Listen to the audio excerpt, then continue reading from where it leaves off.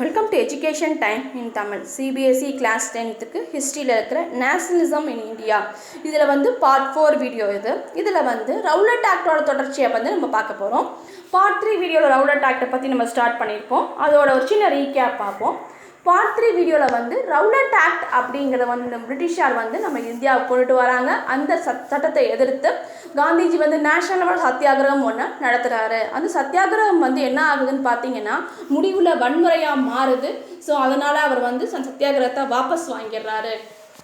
அதுக்கப்புறம் வந்து இந்து முஸ்லீம் மக்களை ஒன்றா இணைச்சி தான் ஒரு பெரிய லெவல் சத்தியாகிரகம் ஆரம்பிக்கணும், அதாவது நான் கோஆப்ரேஷன் மூமெண்ட் ஒன்று நடத்தணும் அப்படின்னு நினைக்கிறாரு. அதுக்காக அவர் கிலாஃபத் இஷ்யூவையும் சேர்த்து அந்த மூமெண்ட்டை ஸ்டார்ட் பண்ணுறாரு. சரியா? இப்போ கிலாஃபட் இஷ்யூனா என்னங்கிறத பற்றி தான் அந்த வீடியோவில் நம்ம ஸ்டார்ட் பண்ண போகிறோம். இப்போ அதை பற்றி பார்ப்போம். Gandhiji was certain that much more broad based movement could not be organised without bringing Hindus and Muslims together. அதாவது ஹிந்துஸையும் முஸ்லீமையும் சேர்த்து தான் ஒரு பெரிய லெவலில் ஒரு மூமெண்ட்டை ஆரம்பிக்கணும், அப்போ தான் சக்ஸஸ் ஆகும் அப்படின்னு நினைக்கிறாரு. Hence he wanted to take up Khilafat issue. அதுக்காக அவர் கிலாஃபத் இஷ்யூவையும் இந்த மூமெண்ட்டில் சேர்த்துக்கிறாங்க. So first world war ended with defeat of Ottoman Turkey. அதாவது இப்போ கிலாஃபட் மூமெண்ட்னா என்னங்க பற்றி பார்க்க போகிறோம். ஃபஸ்ட்டு வேர்ல்டு வாரில் ஒட்டமான் டர்க்கி வந்து தோல்வி அடைஞ்சிடுறாங்க.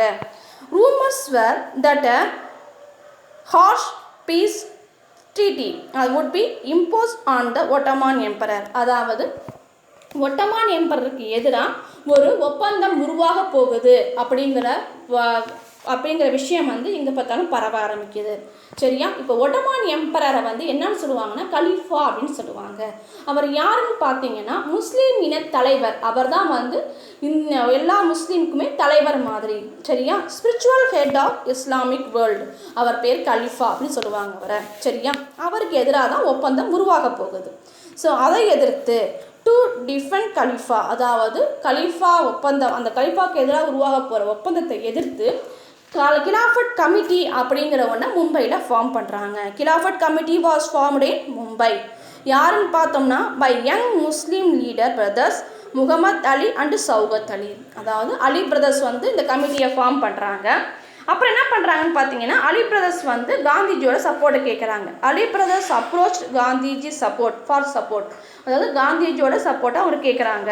அப்போ காந்திஜி என்ன பண்ணுறாருன்னா in September 1920 Calcutta session of Congress, Calcutta நடக்கிற காங்கிரஸ் மீட்டிங்கில் Gandhiji convenience other leaders to started a non cooperation moment.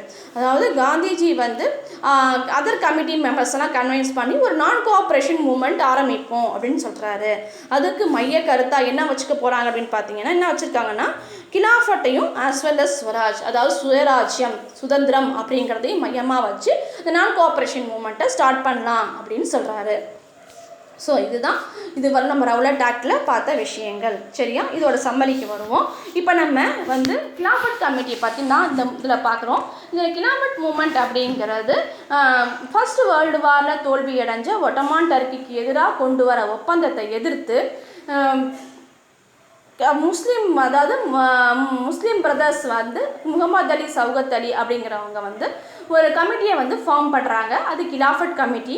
அந்த கமிட்டிக்கு ஆதரவு கேட்டு மகாத்மா காந்தி கிட்ட வராங்க. அப்போ மகாத்மா காந்தி என்ன நினைக்கிறாரு அப்படின்னு பார்த்தீங்கன்னா ஹிந்து முஸ்லீமை ஒன்றா சேர்த்து தான் ஒரு பெரிய லெவலில் ஒரு மூமெண்ட்டை வந்து பண்ண முடியும்னு நினைக்கிறாரு. அப்போ இந்த கிலாஃபட் மூமெண்ட்டையும் அவரை வந்து ஸ்வராஜ்யம் அதையும் சேர்த்து ஒரு நான் கோஆப்ரேஷன் மூமெண்ட்டாக நம்ம வந்து பண்ணலாம் அப்படின்னு 1920 டிசைட் பண்ணி முடிவு பண்ணுறாரு.